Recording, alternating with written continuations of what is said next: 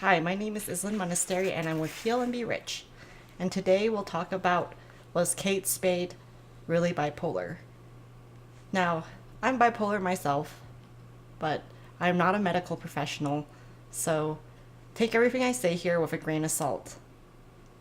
I've backed up with some medical facts and studies, but as with most psychiatric illnesses, we don't know everything for sure.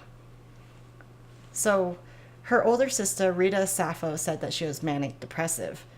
She was a very excitable little girl, she says, and I felt all that stress, pressure of her brand may have flipped the switch where she eventually became full on manic depressive. Now, the evidence for this claim seems murky. Now, if Kate Spade had a relative who was manic depressive, or as we would like to call it nowadays, bipolar, then she has as much of a tenfold increase in the risk of being bipolar herself. Now, the cause of bipolar disorder is as much as 60 to 80% in genetic disorders, in genetic factors. So she can possibly be bipolar if she has a relative with it. However, even without a clear genetic factor, things such as stress or even a change in a health habit or hormonal problems can trigger an episode, whether it's manic, hypomanic, or depressive.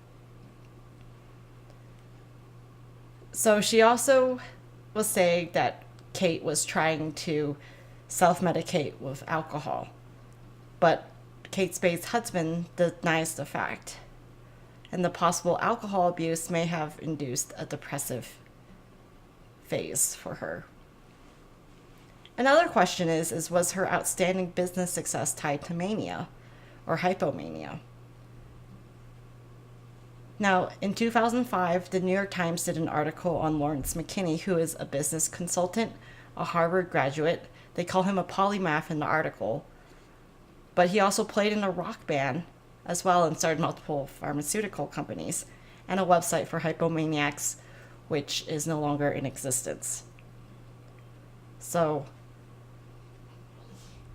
he was multi-talented, and you could also say the same for Kate Spade. She was an editor. She became the accessories editor at Mademoiselle magazine in only 5 years, and then after that she was incredibly successful in switching to purses and finding Kate Spade, New York. So, according to the New York Times, psychiatrists have known for more than a century that bipolar disorder, unlike other mental illness, is often associated with some professional and financial accomplishments. But there's also the other side of it, which is not so positive, which is also the spending sprees and the gambling as well. And with my own experience being bipolar, I found success during hypomania, but not mania. When I was hypomanic, I would be able to write reports much faster than I could at my engineering jobs, and I was able to just do things on a much faster cadence than I usually would have been able to. Now, when I was manic, that was triggered by trying to move from Alaska to Colorado and being awake for multiple hours on end and not sleeping, and that triggered my manic phase. And I also created a course in only 3 days when I was manic in Alaska, so that was kind of crazy when I was manic. So that's been my experience with hypomania and mania. Another interesting thing is that mental illness gets worse with time. So she and her husband, Andy Spade, had been living separately for 10 months at the time she committed suicide. So was it because of her worsening symptoms that they decided to live in 2 separate apartments? Granted, they were within blocks of each other and they had a lot of meals together.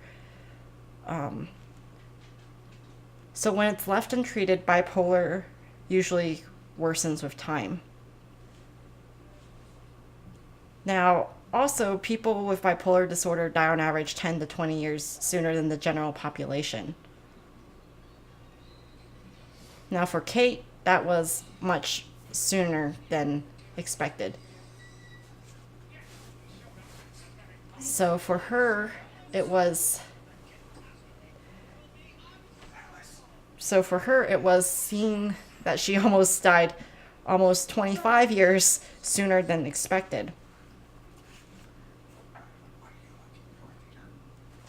Now she died at 55 years of age. The average lifespan for a woman in the United States in 2017 was 81 years old. So her suicide fits into the fact that 46% of suicides have a mental illness associated with it before people commit suicide. And it's been interesting to say that within New York State, where she did commit suicide, the suicide rate rose by 26% between 2000 and 2014. So the question is, what was she really? Was she manic depressive or just depressive? Was she bipolar or depressed? Now, it shows in a statement from Kate Spade that she was getting treated for depression and anxiety for about 5 years before she committed suicide.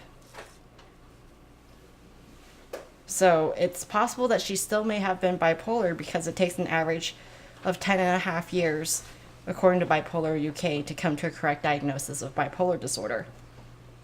For me, it took about 14 years to come to the right diagnosis after my first hypomanic episode when I was 15, when I was away at summer science camp. My first diagnoses were pretty standard depression and anxiety. Even when I was with a trauma therapist in Alaska, I was still mixed diagnosed until my second full manic episode.